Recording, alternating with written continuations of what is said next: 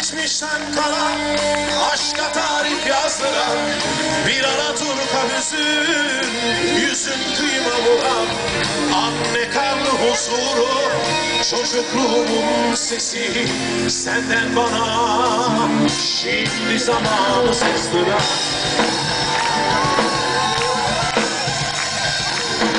Şımartılmamış aşkın sessizliğe yakın, kim bilir kaç yüzyıldır sarılmamış kolları, sisliydi kirpiklerin ve gözlerin yağmurlu, yorulmuşsun aklını çalmış yıllar. Elveda, bir vedalaştırsın. Elveda, beni fark etme sakın, omzunda iz bırakma, yüküm dünyaya yakın. Elveda, hep aklımdan kaçarsın. Elveda, sen eski bir şarkısın. Elveda, beni fark etme sakın, omzunda iz bırakma, yüküm dünyaya yakın. Elveda, hep aklımdan kaçarsın.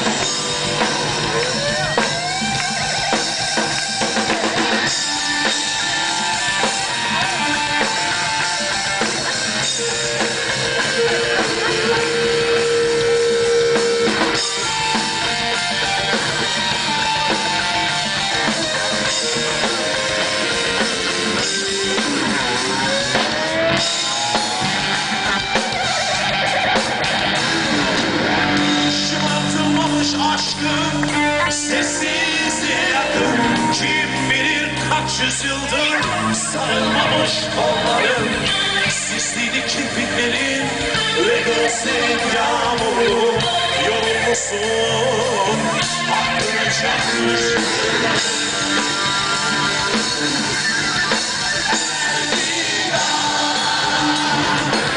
Bir vedalaşırsın. Elveda, beni fark etme sakın, omzunda iz bırakma, yüküm dünyaya yakın. Elveda, hep aklımda kaçarsın. Elveda, sen eski bir şarkısın. Beni fark etme sakın, omzumda iz bırakma, yüküm dünyaya yakın. Elveda, hep aklımda kaçarsın. Elveda, bir vedalaşımsın. Elveda, beni fark etme sakın, omzumda iz bırakma, yüküm dünyaya yakın. Elveda, hep aklımda kaçarsın.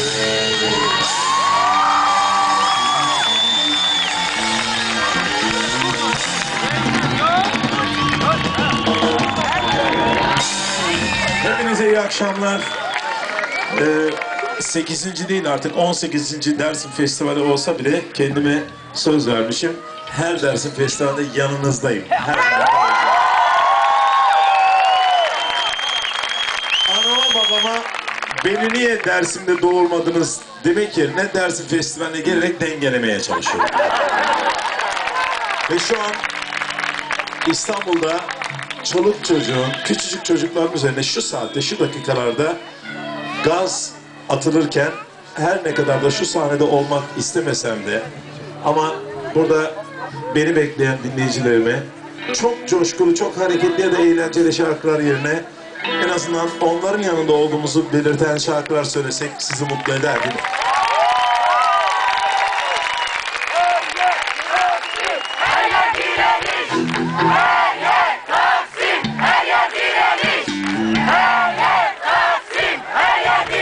Söyleyeceğimiz şarkılar, türkülerle onların bizi duyacağına inanıyorum. Onların belki de gerçekten masum olan birçok çocuğumuza, masum olan halka